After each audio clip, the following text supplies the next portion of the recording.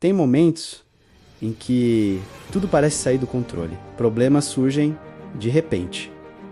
E o medo começa a dominar. Em Lucas 8, os discípulos enfrentaram uma tempestade violenta e pensaram que seria o fim. Mas bastou uma palavra de Jesus e o caos se transformou em paz. E logo depois, Jesus libertou um homem que vivia preso, mostrando que nenhuma prisão é maior que o poder de Deus. No Salmo 70, Davi clama: apressa-te, ó Deus, em me ajudar, porque quando clamamos, Deus responde, a tempestade passa. As correntes caem e a vida recomeça. Se hoje você está enfrentando tempestades ou se sentindo preso por algo, lembre-se, Deus não perdeu o controle da sua história. Ele acalma o que parece impossível e liberta o que parece sem solução.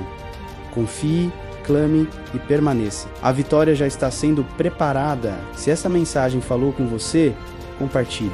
Alguém pode estar precisando exatamente dela hoje. VCL Menezes.